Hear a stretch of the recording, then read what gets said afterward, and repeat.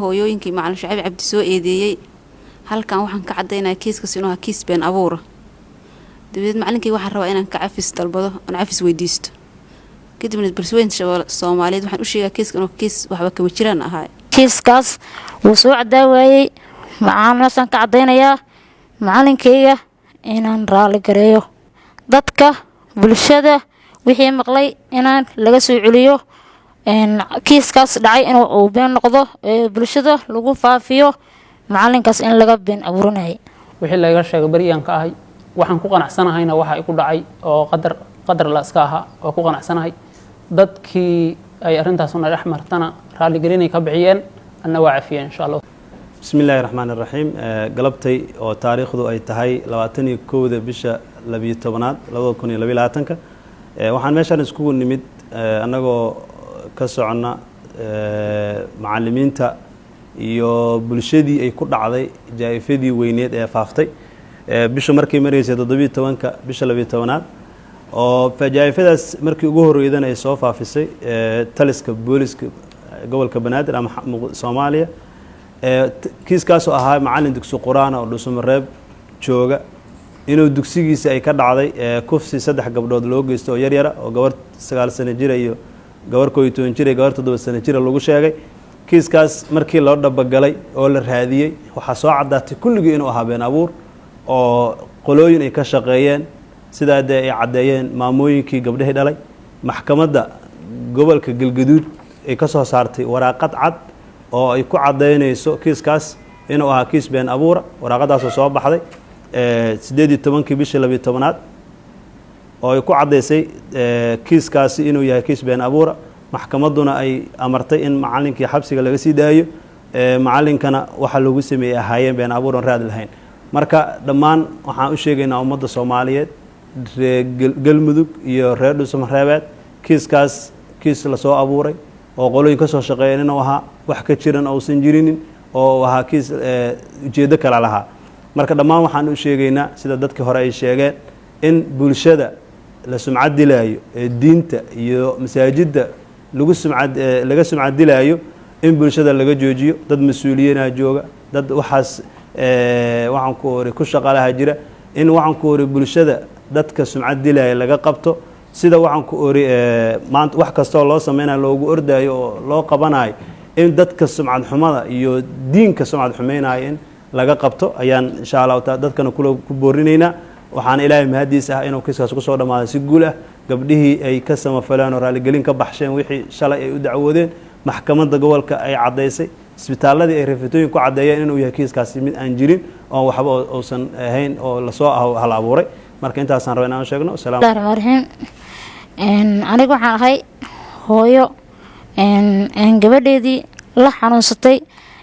haddana anoo dadkii familka gaarsiin dacwad gudbisay haddaan dacwad gudbiyana kiiskaas wuu soo cadaawayay macaan ka cadeynayaa macalinkeyga inaan raali gareeyo dadka bulshada wixii maqlay inaan laga soo celiyo kiiskaas dhacay inuu been noqdo bulshada lagu faafiyo macalinkaas in laga been abuuranay inta ayaan cadeynayaa waxaan meeshan ka jeedinayaa inaan macalinkeyga oo xabsi aan laga soo baxshay dabadeetana aan cafiyo hooyooyinkii macalin Shucayb Cabdi soo eedeeyay halkan waxaan ka cadeynaa kiiskaas inuu ahaa kiis been abuur dawlad macalinkii waxaan rabaa inaan ka cafis dalbado aan cafis weydiisto kadibna bulshooyinka Soomaaliyeed waxaan u sheegaa kiiska inuu kiis waxba kama jiraan ahaa Bismillahir Rahmanir Rahim Assalamu alaykum wa rahmatullahi wa barakatuh waxaan ahay Shucayb Cabdi macalin Shucayb Cabdi Maxamuud ninkii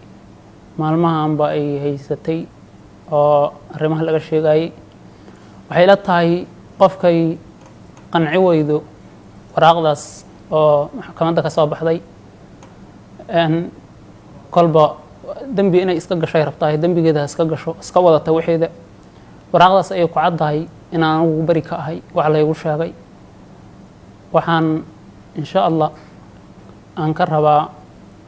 waxaan kaloo rabay inaan idin sheego dadkii faafiyay xumaantaas oo shala faafiyay maanta waa awoodaan inaad tan faafidaan faafiya tan inaad faafidaanna maanta waa awoodaan iyadana faafiya shalaba maanta waa u ordaydeen iyo waxaad ku dambaabaydaani in sha allahu tacaala waxaan rabaa wixii laga sheegay bariyaan ka ahay waxaan ku qanacsanahayna waxa igu dhacay oo qadar la iska ahaa oo ku qanacsanahay dadkii ay arrintaas una dhex martana raaligelinay ka bixiyeen anna waa cafiyeen insha allah wasalaamu calaykum waraxmatullahi wabarakaatu raxiim insha allahu tacaala waxaan rabnaa galabta meeshaan inaan arrintii maalin weyta dhacday inaan galabta meeshaan waxaan rabnaa uga caddayno dadka muslimiinta iyo dhammaan degmada dadka jooga iyo intii arrintaas faaxishadaa ku faaftay been abuurnimada arrintaas ilaahay qur-aankiisa wuxuu ku leeyahay ina aladiina yuxibuuna an tashiica alfaaxishatu fi aladiina aamanuu lahum cadaabun aliim kuwa jecel inay faafto xumaantu oo ay ku faafto dadka mu'miniinta ilaahay wuxuu u goodiyey inay leeyihiin cadaab aliima marka insha allahu tacaala saad hore u aragteenba waxaa arrintii maxkamad markii la tegey oo isbitaallo badan la maray waxaa la ogaaday inay arrintaasu tahay arrin been abuur ah marka taas waxaan la qabaa insha allahu tacaala gabdhihii oo meesha ka hadlay iyo inta iga dambay doontaba waxaan keliya rabaa meeshaan inaan anigu aan fariin u diro dadka jecel inay dadka muslimiinta khaasatan dadka dugsi quraamada iyo masaajida jooga oo diinta mimbarkeeda saaran inay xumaano ku faafto waxaan u sheegaynaa bulshadan waa iska keen celinaysa insha allahu tacaala haddaad madax sare tihiin iyo haddaad kuwa hoose tihiinba arrintaas kuwama dul qaado doono qof macsuumhu ma jiro qof walba dembigu ka dhici karaa laakiin arrin mataqaanaa la abaabulay kor iyo hoos ay arrintaanu ahayd marka waxaan rabnaa bulshaduna inay arrintaas ka dhaga qaado kulamo dambena way noo qabsoomi doonaan insha allahu tacaala mana nagu cusbo kiiskan 2011 ama 2010 waxaa dhuusmareeb ka dhacay xaflad ay hay-ad qabatay ciwaankeeduna oo ahaay macallin qur-aanku waa dib u dhigaha bulshada intii ogeeda og xafladaas iyo hay-adihii qabtaba hadda marka waxaan keliya aan rabaa inaan ogeysiis u diro ama digniin siiyo maalmaha soo socda waxyaabaha aan rabno inaan mataqaanaa arrintaas uga bannaan baxno bulshada ku dhaqan dhuusmareeb iyo daafaheedaba ka hor waxaa laga rabaa dadkii arrintaas sameeyey oo ay ku jiraan dadka madaxda booliska ama degmo ha noqoto ama si guud ha noqotee inay arrintaas ka soo dhiibaan raaligelin hadday ku ahayd arrintaasu been abuur la faafiyey hadday taasaan anagu mataqaanaa tuhmayno qorshe ay ka soo shaqeyn iyaguna